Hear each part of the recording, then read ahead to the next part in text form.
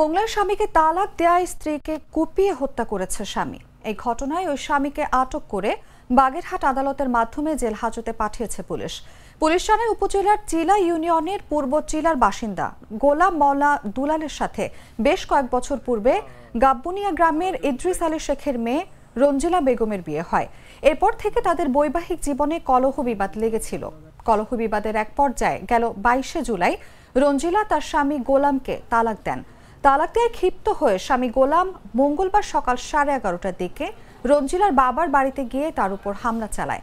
গুরুতর আহত রঞ্জিলাকে উদ্ধার করে উপজেলা স্বাস্থ্য কমপ্লেক্সে নেওয়া হয়। পরে খুলনায় প্রেরণ করা হলে উন্নত চিকিৎসার জন্য সেখান থেকে তাকে ঢাকায় পাঠানো হয়।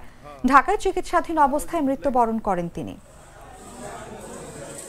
স্বামী স্ত্রী ছাড়াছাড়ির পরে স্বামী ক্ষুব্ধ হয়ে স্ত্রীকে মাথায় গুরুতর আঘাত করলে স্ত্রী গুরুতর আহত হয়।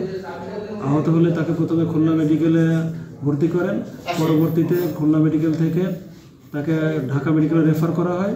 ঢাকা মেডিকেলে তাকে নেওয়ার পরে ডাক্তার তাকে মৃত ঘোষণা করে। এই সংক্রান্তে মৃতের সাবেক স্বামী তাকে স্থানীয় গোলাম মওলা দুলালকে স্থানীয় জনগণের সহায়তায় ধৃত করে বিজ্ঞ আদালতে সোপর্দ করা হয়েছে। পরবর্তী আইনগত ব্যবস্থা প্রক্রিয়াধীন আছে।